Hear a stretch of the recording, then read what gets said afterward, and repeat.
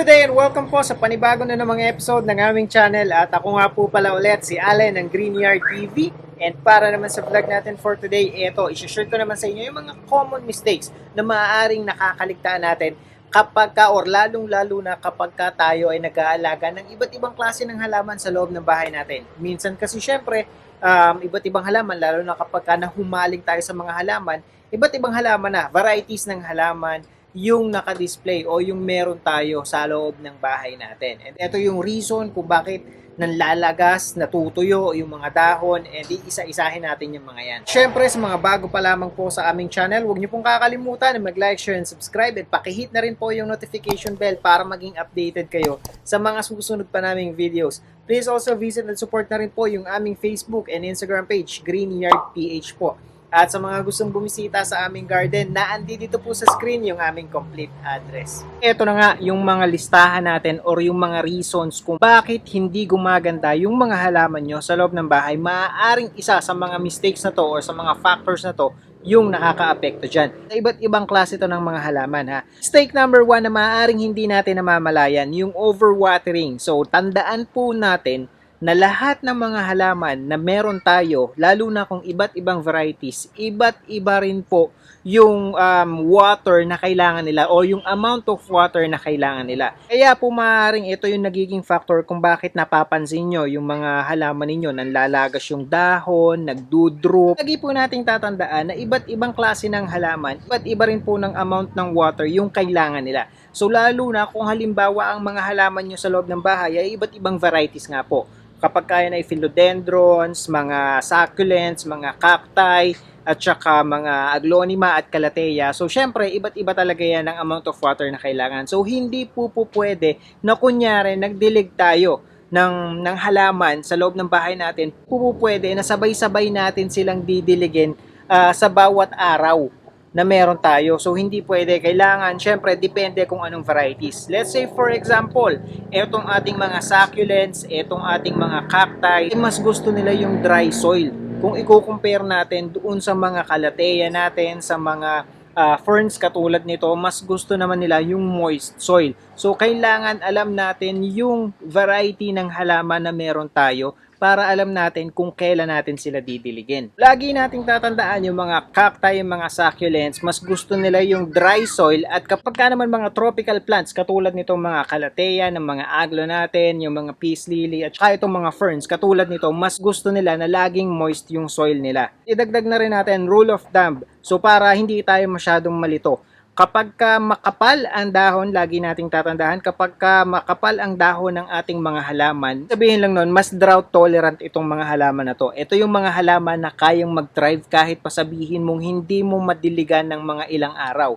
At mas manipis ang dahon, mas translucent yung dahon, kailangan nila ng mas moist na soil, mas mataas na humidity sa palibot nila. Ito na marahil yung dahilan kung bakit yung ibang halaman ninyo ay patuloy sa panlalagas ng dahon, pero mapapansin nyo yung ibang halaman mo naman nagtatribe siya kahit dinidilig mo palagi. So ito, dahil maaaring nasosobrahan na pala sa dilig, kaya laging namamatay itong mga ganitong klase ng halaman. Siyempre, idagdag mo na rin dyan yung space o spot na paglalagyan natin. So ito, kung halimbawa sabihin na natin na yung mga ferns mo o yung mga ibang halaman mo na tropical plants ay nakalagay sa medyo maliwanag na area na tinatamaan ng morning sunlight, dapat mo rin yang i-consider. Kasi syempre, yung mga ganitong spot kasi, yan, mas madaling matuyo yung soil ng mga halaman na naandyan kung i-compare natin doon sa medyo hindi nasisinagan ng sikat ng araw. Syempre, ang susunod dyan, too much direct sunlight. So, ito talagang they go hand in hand yung overwatering or underwatering at saka itong too much sunlight. So, kapag ka naman too much sunlight, mas maaaring ang nangyayari, imbis na naninilaw yung dahon ng inyong mga halaman, ay maaaring nasusunog ito. Ito ay common issue sa mga aglo, sa mga ferns na katulad nito, sa mga calathea natin, sa mga alocasia, kung ano-ano pang mga philodendrons. Kasi syempre, ang natural habitat talaga nila ay nasa ilalim naman sila ng malalaking puno wherein hindi naman nakaka-penetrate yung direct sunlight. Kaya yung mga ganitong halaman, tama lang sa kanila yung morning sunlight. And then yung mga afternoon sunlight, hindi na talaga pwede. Kasi tingnan nyo, ito ang mangyayari sa mga halaman, sa mga dahon ng halaman ninyo kapag ka inilagay nyo siya sa direct sunlight na sobrang init wherein hindi naman talaga sila para doon. Pwede nating mga ilagay dyan sa mga direct sunlight na ganyan. Syempre yung mga outdoor plants, yung mga pang landscape, yung mga halaman like yung mga succulents and cacti, yan kayang-kaya nilang i-tolerate yung mga full sun. May mga ilang indoor plants din naman kasi tayo na kayang mag-thrive kahit nasa direct sunlight dahil ito naman ay before nasa labas din naman. So, dapat alam nyo kung saan sila nakadisplay o nakalagay para maiwasan ang pagkasunog. Tandaan natin na kapag ka nasunog ang dahon ng mga halaman natin, hindi na natin yan kayang ibalik pa. Ang mangyayari na lamang dyan ay pwede nating limitahan or pwede na lang nating gupitin yung mga nasunog na parte ng dahon. Pero hindi na siya babalik sa dati niyang kulay. At ang susunod na pagkakamali or mistake na maaaring hindi natin namamalayan, yung pagpapalipat-lipat ng pwesto ng ating mga halaman. Kapag ka pinagpalipat-lipat mo ng pwesto ang mga halaman, syempre nag-iiba-iba yung temperature sa palibot niya na maaaring nagiging cause kung bakit hindi gumaganda ang mga dahon. Kung napapansin ninyo, na matamlay ang mga dahon nito, ay dahil na rin yan doon sa environment na meron siya. Mas maraming magkakadikit na halaman, sa totoo lang mas maganda. Pero meron namang kayang mag-thrive kahit nag-iisa lamang siya. Yun nga, kung halimbawa palipat-lipat ng pwesto ang inyong mga halaman, maaaring yan yung nagiging dahilan kung bakit parang kung titingnan mo ang pangit or ang lungkot ng mga dahon, nanlalaglag yung mga dahon, naninilaw, natutuyo, yung isang malaking factor. Yan, ano na yan, proven and tested na yan. Ginawa natin yan dun sa rubber tree, inilagay natin siya or dati siyang nakalagay sa labas, ipinasok ko sa loob, inilagay ko sa labas, ipinasok ko sa loob. Ang nangyayari talaga, bumabagsak yung mga dahon, lumulungkot. Ang ganda pa naman ng rubber tree kapag upright yung position ng bawat dahon niya.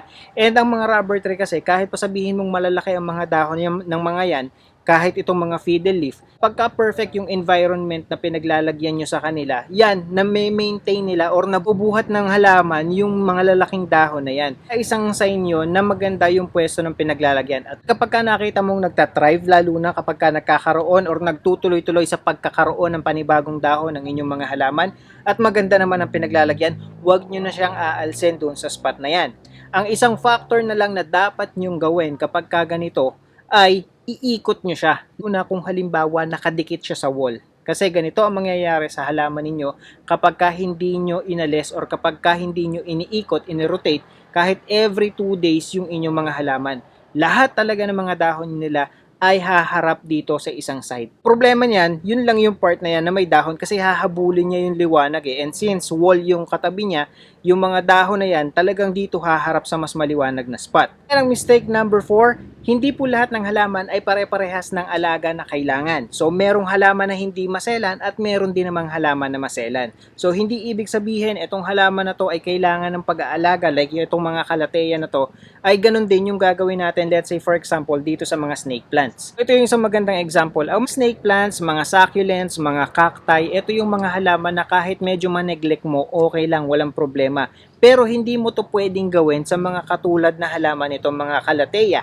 And ang isa pa dyan, itong suksum jaipong. At yung lalo na yung mga ibang rare plants pa na meron tayo. Kasi ang mangyayari dyan, kapag ka na-neglect mo yan, naku, sinasabi ko sa inyo, papangit or maaaring mamatay yung mga halaman. Unlike nitong mga succulents natin, itong mga cacti at mga snake plants natin at ibang varieties ng aglo, kahit sabihin mong hindi natin masyadong nabibigyan ng care yan, iwanan mo yan, kinabukasan, ganun pa rin, or after 1 week, ganun pa rin yung itsura nitong mga halaman na ito. Tulad na lamang nitong fern na to, di ba?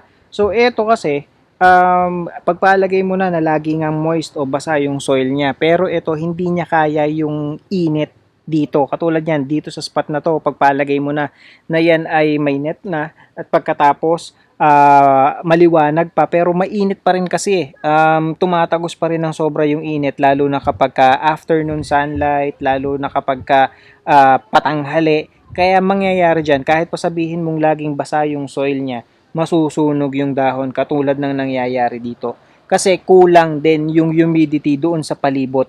Yun yung isang mahalaga dito sa mga halaman na to, yung humidity talaga. Yung isang magandang example naman, kung mapapansin ninyo, wala na ang pangit na ng mga dahon at halos wala na siyang magandang dahon talaga.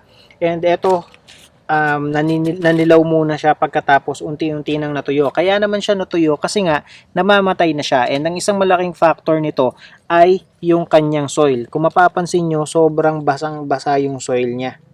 'Di ba?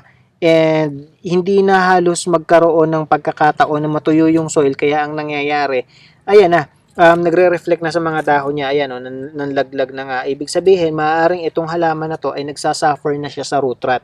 Kaya hindi rin maganda talaga yung too much water pagdating sa mga ganitong klase ng halaman. Ipagpalagay mo na kung hahawakan natin yung dahon niya, medyo manipis. Pero hindi rin naman ibig sabihin, or hindi, kaya nga katulad ng sinasabi ko kanina, hindi rin maganda na lagi rin basa.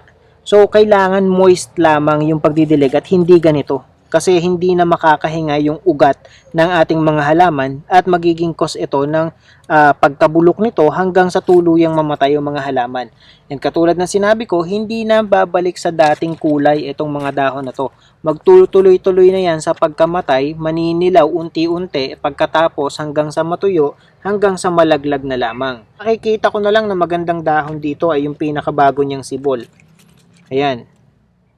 Na kapag hindi naagapan, ay maaari pang mamatay ang buong halaman na to. Susunod sa ating listahan, huwag niyong kakalimutan na palaging kaligtaan na i-check ang bawat dahon ng ating mga halaman. Lalo na kung halimbawa may nakikita kayong mga punit na dahon, so maaaring may mga insekto or pesting kumakain yan, yung mga uod na yan, maaaring kinakain yung mga dahon, at kapag hindi nyo naagapan yan, naku, malaking problema yan dahil maaaring ubusin ng uod na yan sa isang gabi lamang ang dahon ng inyong mga halaman. Based na rin sa experience, kung halimbawa may mga ganito kayong klase ng halaman, ito yung lagi nyong aantabayanan kasi sa tingin ko ito yung paboritong puntahan or kainin ng mga uod. Itong Birkins, ayan, nakainan na rin kami katulad ng nakikita ninyo. Ubos ang dahon ng Birkins namin. Late na nung na-realize namin or nakita namin, parang kinaumagahan na nung napansin namin na sira. Ang isa pa na pinakagustong gusto ng mga uod, itong mga dahon ng mga caladiums and even yung mga alocasia. So yan, ako, lalo na ang mga caladiums, lalo na kapag career yan, nakakapanghinayang. Tandaan natin na ang mga caladiums, kapag ka nagkadahon yan, hindi naman sasabihin mong makapal magdahon ng mga ito. Dahil sa isang puno, maaaring hanggang 4 or 5 yung pinaka maraming na ilalabas na dahon yung mga yan bago siya makapagpasibol ulit ng panibagong dahon. So kaya nakakahinayang kung kakainin lamang ng mga uod. Ang isa pa ay itong mga marble queen. Yung mga marble queen naman, naku, mapapansin nyo yan kapag halimbawa na yung nakikita nyo na lang yung vine at wala na yung mismong dahon. Yun naman yung isang pangit dito. Lalo na kapag halimbawa nagsisimula pa lang mag-trail yung inyong mga marble queen, mapapansin kasi kagad na kulang siya sa dahon kung hindi pa ganun kakapal. At ang isang problema mo dyan, kapag ka naman sobrang kapal ng mga marble queen ninyo, mas lalo namang mahirap mapansin kung merong kumakain na uod, lalo na kung hindi mo i-double check. Ilang beses nang nangyari sa amin yan, kakulay kasi talaga ng uod yung ano yan, yung dahon, at saka ang galing nilang magtago. Talagang sumisiksik sila sa kaloob-looban ng mga marble queen namin. At ang isang paraan lang para mapansin nyo, kapag ka merong mga dumi ng mga uod na parang maliliit na kulay itim na makikita kayo kung hindi sa sahig, sa mismong dahon. Ito ay isang sign na may uod na nangangain ng dahon ng inyong mga halaman. Tulad na lamang din itong nangyari sa aming Jose Buno. Tingnan nyo naman, lalo na kung halimbawa mga rare plants pa yung inyong mga alaga, tas makakain lang ng mga uod, di ba parang nakakainis. Kaya make sure na yon, ang pinaka magagawa natin dito is sprayan. Sprayan sila ng mga pesticide o kaya yung mga neem oil para at least ma-prevent na sila sa pagpunta. Although talagang medyo may foul odor yung neem oil, pero kapag ka naman lumipas na, makakatulong naman kasi sa mga halaman natin yan. Kesa naman ganito yung mangyari, di ba? And kita nyo naman, ang Jose Buno, ay bago pa natin nabili yan, kung halimbawang isa sa mga collection natin, una kung matagal na sa atin ang mga Josebuno, may kamahalan din yan, tas kakainin lang ng uod. So yun yung isang napaka-importante na wag nating kakalimutan talaga. Ito, katulad nito, ito favorite spot ko to lagi nating isinasama sa vlog natin tong corner na to. Pagka ganito yung space, sa tingin ko wala namang problema dahil buong portion naman ng spot niya maliwanag. Kaya hindi siya magpe-face lamang sa isang spot dahil although pasok dito dahil glass to or window to, pero yung palibot niya kasi maliwanag talaga, so okay yun. Pero kung halimbawa kunyari ito ay sabihin na nating corner, walang kahit na anong dito, bintana, wall lang siya, maaaring ang maging direksyon ng mga dahon niya ay papaganyan. So dito talaga yan haharap. So yun yung isang kasi syempre halimbawa kung ililipat mo na siya ng pwesto, ang mangyayari dyan, parang ang pangit itong side na to, walang kalaman-laman na dahon. Ayan, ito yung isang example natin kapag ka talagang medyo mainit dun sa spot na pinaglalagyan natin. Hindi gumaganda yung mga ganitong klase ng halaman. Imagine niyo itong ating Pink Princess. Although, kasi nakakadagdag dito yung malaking factor nito, kapag ka halimbawa, simento pa rin yung inaanuhan natin, yung pinapatungan natin at hindi siya lupa, pagkatapos nabibilad pa nga sa araw, syempre umiinit din yung sahig, siguro nagiging factor yun. Syempre sobrang init na dun sa environment niya, sa surroundings niya, kaya tingnan nyo naman ang tatamlay ng dahon ng ating mga halaman na dito naka-display. Tsaka kung mapapansin nyo, kung halimbawa ngayon medyo pagpalagay mong nasa loob ng bahay pero hindi mo masasabing totally loob dahil kunyari sabihin natin nasa mga beranda nga tapos tabing daan, hindi talaga makaganda yung mga halaman. They tend to collect dust more often. Kung ikukumpara pa natin yan doon sa mga halaman na nasa loob ng bahay natin, kaya kailangan lilinisin din talaga natin dahil kapag sumobra na sa alikabok, isa pa yan sa mga nakakapagpapangit talaga. At ayan, kita nyo naman ang papangit ng dahon, although ang ganda sana ng variegation ng Pink Princess natin, kaya lang tingnan nyo naman, parang matamlay ba yung mga halaman. Hindi lang itong Pink Princess na to, kundi pati na rin tong Red Congo at pati na rin tong Bilitay na naandi dito. And kung ikukumpara natin yan doon sa mga halaman na nandito sa kabilang side ng bahay, wherein mas maganda yung spot, mas maraming halaman, kaya mas mga healthy yung halaman na naando doon sa spot na to kung ikukumpara natin nandito sa kabilang side ng ating bahay. So, yun lamang po and I hope nakatulong at nag-enjoy kayo sa panonood ng video na to. And again, sa mga bago pa lamang po sa aming channel, huwag niyo pong kakalimutan na mag-like, share, and subscribe. And pakihit na rin po yung notification bell para maging updated kayo sa mga susunod pa naming videos. Please also visit and support na rin po yung aming Facebook and Instagram page, Greenyard PH po. Magkita-kita po ulit tayo sa susunod na episode ng Greenyard TV and thank you for watching.